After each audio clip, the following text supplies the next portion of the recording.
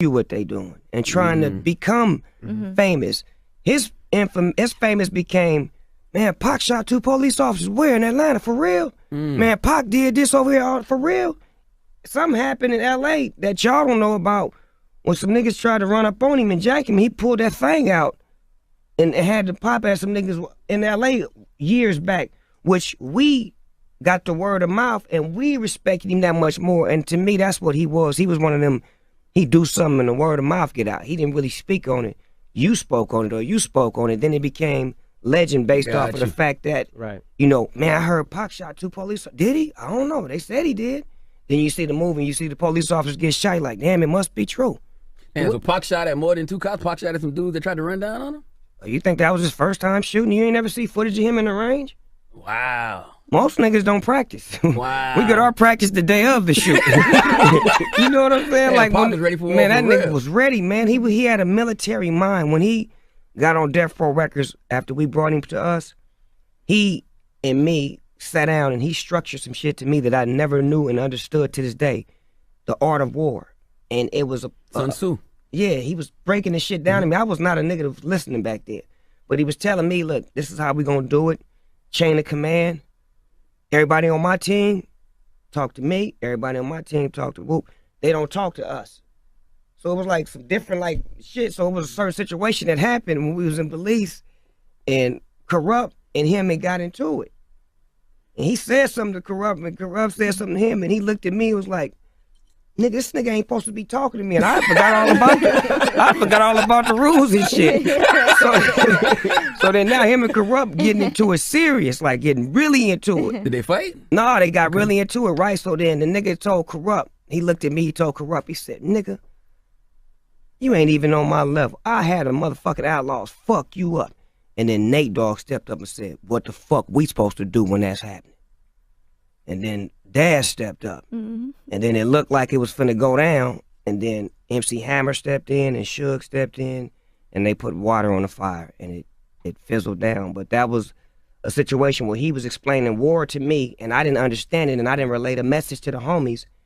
And it could have went bad based off of him trying to give me a military mind that I didn't have and wasn't prepared for. Damn. So what do you think about all these artists calling themselves the new Tupac and I'm just like Pac? I mean, you can say that.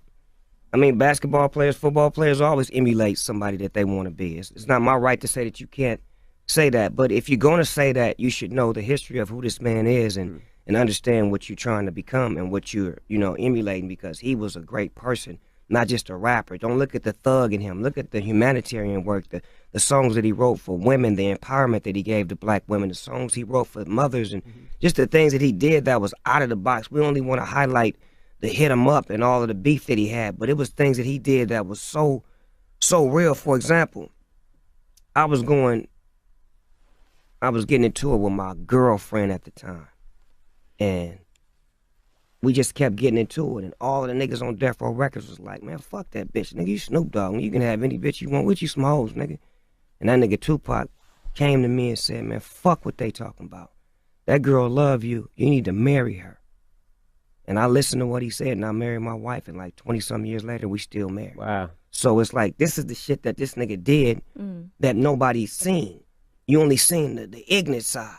Nigga, let's fuck him up and wipe the woke. But he was a real, loving, caring, compassionate man, if you really knew him. And if he loved you, he loved you hard. Why would you listen to him though when he made I Get Around? Because he seen something in my wife. He seen something in me that nobody else could channel. You know, when you young, you know what I'm saying, you moving and you successful and you having whatever you want, it's like somebody got to brace you. If you don't check yourself, you got to allow yourself to be checked. And he was one that I allowed to check me. And at that time, I was uncheckable. You know what I'm saying? Because I felt like I was the shit. I felt like I was like, nigga, I'm the dopest rapper in the world, nigga. I'm on the biggest, hardest label in the world. You know, all the shit that comes with it, the bullshit. I was on bullshit. And he cleared my vision to where I could see exactly what's happening. And, you know, I'm thankful for that because at that time, imagine if I didn't marry my wife and I just would have been ripping and running and doing all the crazy shit. I may not be as strong as I am. Right. I look at all of the rappers in the game that have wives, that have strong women in their life. They're stable up top too. Their mental is strong. That's real. I look at the rappers that got hoes in their life, or got a woman that's a hoe, or you understand me, their life and their stability is not there because